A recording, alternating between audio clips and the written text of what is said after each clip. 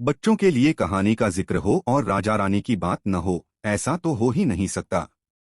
जैसे ही बच्चों का जमघट दादी नानी के आसपास लगता है, तो हर बच्चे की पहली फरमाइश राजा रानी की कहानी ही होती है।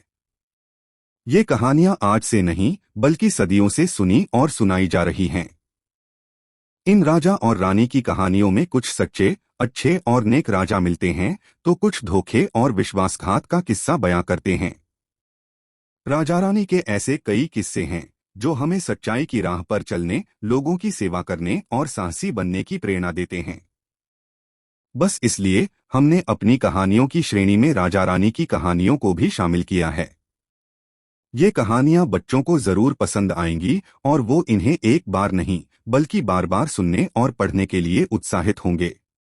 इनमें से कुछ कहानियां सच्ची घटनाओं पर आधारित हैं, तो कुछ काल्पनिक दुनिया की सैर करवाती हैं, लेकिन हर कहानी अंत में बच्चों को एक सीख जरूर देती है। चैनल को लाइक करें, कमेंट करें, सब्सक्राइब करें और बेल आइकन का बटन दबाना ना भूलें। कहानी अच्छी लगे तो शेयर करें। मूर्ख राजा चतुर मंत्री। सालों पहले नदी के किनारे पर एक दियत्स नामक नगरी हुआ करती थी। इस नगरी में शासन करने वाला राजा बहुत ही मूर्ख था। वहीं राजा का मंत्री बहुत चतुर था।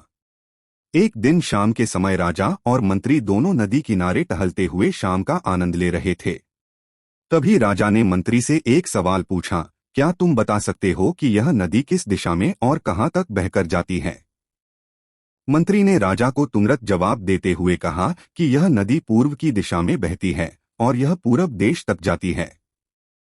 इस पर राजा ने कहा कि वह नहीं चाहता कि हमारे देश का पानी पूरब के देशवासी इस्तेमाल करें। राजा ने मंत्री को नदी का पानी रोकने के लिए दीवार खड़ी करने का आदेश दिया। तभी मंत्री ने राजा से कहा कि ऐसा करने पर हमारा ही नुकसान होगा। राजा ने गुस्से में कहा कि पानी हमारा है और पूरब देश वाले मुफ्त में इसका इस्तेमाल कर रहे हैं और तुम बोल रहे हो कि हमारा नुकसान होगा। इसमें हमारा कुछ नुकसान नहीं होगा। तुम जल्दी से जल्दी नदी में दीवार बनवाने का काम शुरू कराओ। मंत्री राजा की आज्ञा का पालन करते हुए कारीगरों को बुलाता है और नदी के पास दीवार बनवाने का काम शुरू करवा देता है। नदी में दीवार बनाने का काम तेजी से चलने लगा और कुछ दिनों में दीवार बनकर तैयार हो गई। यह देखकर राजा बहुत प्रसन्न होते हैं, परंतु उनकी मूर्खता के कारण कुछ दिन बाद जब बारिश का मौसम दस्तक देता है, तो नदी का पानी पूरे गांव में भरने लगता है। धीरे धीरे पानी लोगों के घरों में घुसना शुरू हो जाता है। इससे परेशान होकर सारे नगरवासी एकत्रित होकर मंत्री के पास आते हैं। मंत्री उन्हें आश्वासन देता है कि वह इस समस्या का हल ढूंढ निकालेगा। लोगों की परेशानी सुनकर मंत्री समाधान निकालने के लिए एक योजना बनाता है। उन्होंने राजमहल में समय को बताने के लिए घंटा बजाने वाले शख्स को इसमें शामिल किया। वह समय के अनुसार घंटा बजाता था, जिससे लोगों को समय पता चलता था। मंत्री ने उसे कहा कि आज तुम प्रति घंटे की बजाय हर आधे घंटे में घंटा बजाना। उस आदमी ने मंत्री ने जैसा कहा वैसा ही किया। इससे जब सुबह के 3 बज रहे थे, तो उसने 6 बार घंटा बजाया। 6 घंटे सुनकर राजा और सभी नगरवासियों को लगा कि 6 बज गए हैं और सुबह हो गई है। राजा उठकर बाहर आता है तो वहां मंत्री पहले से मौजूद होता है। बाहर अंधेरा देखकर राजा मंत्री से पूछता है कि अभी तक सूर्योदय क्यों नहीं हुआ है।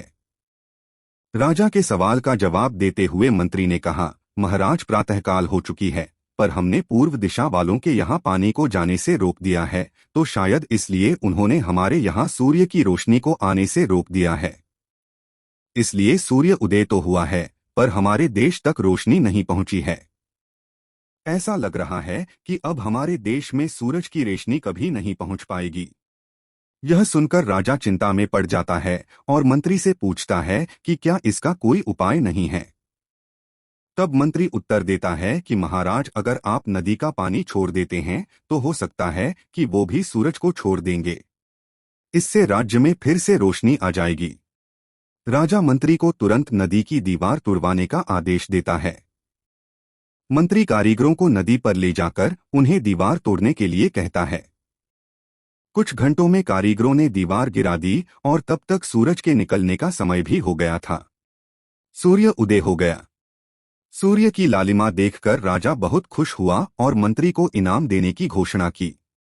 राजा ने मंत्री की तारीफ करते हुए कहा कि तुम्हारे कारण हमारे राज्य में फिर से सूर्य उदय हो पाया है और तुमने हमारे राज्य को अंधकार से बचाया है।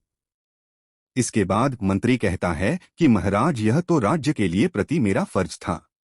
कहानी से सीख, कभी भी दूसरों का बुरा नहीं करना चाहिए और न ही उनकी तरक्की देखकर उनसे जलन की भावना रखनी चाहिए।